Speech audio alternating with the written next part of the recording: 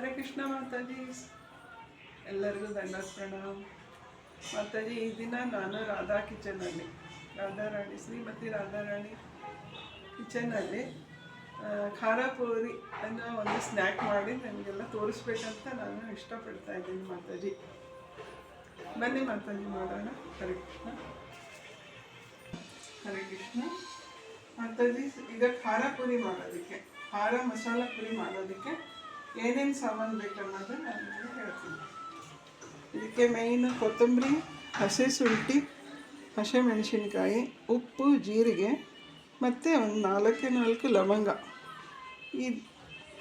ಇದು ಒಂದು 20 ಪೂರಿ ಆಗುತ್ತೆ ಮಾತಾಜಿ, ಅಷ್ಟಾಗುತ್ತೆ ಇದು. ಆಮೇಲೆ ನಾನು ಇಷ್ಟು ಕ್ವಾಂಟಿಟಿಯಲ್ಲಿ ಹಾಕಿ ಈ ಮಸಾಲೆ ರೆಡಿ ಮಾಡ್ಕೊಂಡಿದ್ದೀನಿ. ಈಗ ಇದನ್ನು ಹಿಟ್ಟನ್ನು ಕಲಸೋದು ನಾನು ನಿಮಗೆ ಹೇಳ್ಕೊಡ್ತೀನಿ. ಹರೇ ಕೃಷ್ಣ.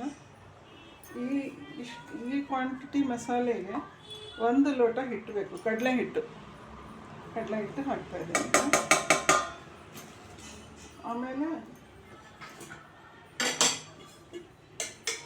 1 ಸ್ಪೂನು ಬಿಸಿ ಎಣ್ಣೆಗೆ ಹಾಕಬೇಕು, ಹಿಟ್ಟಿಗೆ ಹಾಕ್ಕೋಬೇಕು. ಆಮೇಲೆ ಇದರಲ್ಲಿ ಉಪ್ಪು ಸಹ ಇರುತ್ತೆ, ಎಲ್ಲ ಸೇರಿಸಿ ಇದು ಕಲಿಸ್ಕೋಬೇಕು ಈ ಹಿಟ್ಟನ್ನು.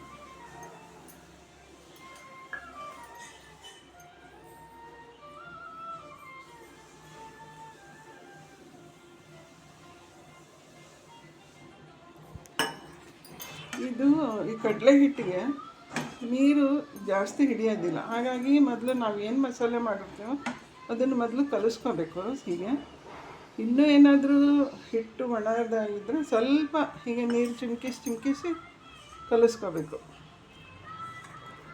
ಚಪಾತಿ ಹಿಟ್ಟಿನ ಹದಕ್ಕೆ ಕಲಿಸ್ಕೋಬೇಕು.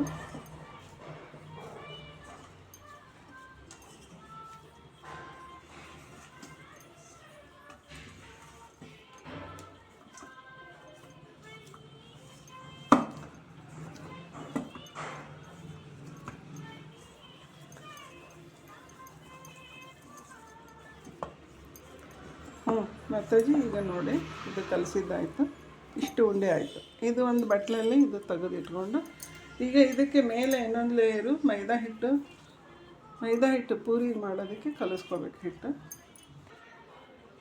ಹರೇ ಕೃಷ್ಣ. ಇದಕ್ಕೆ ಮೈದಾ ಹಿಟ್ಟು 3/4 ಪಾವು, ಯಾಕಂದರೆ 1 ಪಾವು ನಾವು 1 ಲೋಟ ಹಿಟ್ಟು ಕಡಲೆ ಹಿಟ್ಟು ತೊಗೊಂಡಿದ್ವಲ್ಲ, ಅದು ಸೇಮ್ ಮೈದಾ ಹಿಟ್ಟು ಸ್ವಲ್ಪ ಚಿರೋಟಿ ರವೆ ಮಿಕ್ಸ್ ಮಾಡಿ 1 ಲೋಟ ಆಗೋಷ್ಟು ಹಿಟ್ಟು ತೊಗೋಬೇಕು. ಇದಕ್ಕೆ ಈಗ ನಾನು 3/4 ಲೋಟ ಮೈದಾ ಹಿಟ್ಟು ತೊಗೊಂಡಿದ್ದೀನಿ. ಆಮೇಲೆ 1/4 ಲೋಟ ಚಿರೋಟಿ ರವೆ ತೊಗೊಳ್ತೀನಿ. 1/4 ಲೋಟ ಚಿರೋಟಿ ರವೆ ತೊಗೊಂಡಿದ್ದೀನಿ. ಈಗ ಇದನ್ನು ಹಾಕ್ತೀನಿ. 2 ಸೇರಿ 1 ಗ್ಲಾಸ್ ಆಗುತ್ತೆ. ಚಿರೋಟಿ ರವೆ ಮೈದಾ ಹಿಟ್ಟು 2 ಸೇರಿ 1 ಲೋಟ ಆಗುತ್ತೆ. ಈಗ ಇದಕ್ಕೆ ಉಪ್ಪು ಹಾಕ್ಕೋಬೇಕು. ಅದಕ್ಕೆ ರುಚಿಗೆ ತಕ್ಕಷ್ಟು ಉಪ್ಪು ಹಾಕಬೇಕು. ನಾನು 1 ಲೋಟಗೆ 1 ಸ್ಪೂನು, ನಮ್ಮ ಸ್ಪೂನಿಂದ 1 ಸ್ಪೂನು ಉಪ್ಪು ಹಾಕಿದ್ದೀನಿ. ಆಮೇಲೆ 2 ಸ್ಪೂನು ಬಿಸಿ ಎಣ್ಣೆ ಹಾಕಬೇಕು. ಇದಕ್ಕೆ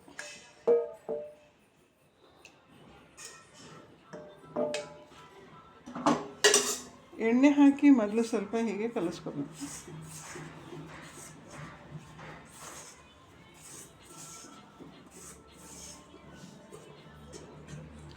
ಆಮೇಲೆ ಅದು ಹಿಟ್ಟಲ್ಲಿ ಚೆನ್ನಾಗಿ ಬೆರೆತ ಮೇಲೆ ಎಣ್ಣೆ ಸ್ವಲ್ಪ ನೀರು ಹಾಕಿ ಚಪಾತಿ ಹಿಟ್ಟಿನ ಅದಕ್ಕೆ ಕಲಿಸ್ಕೋಬೇಕು.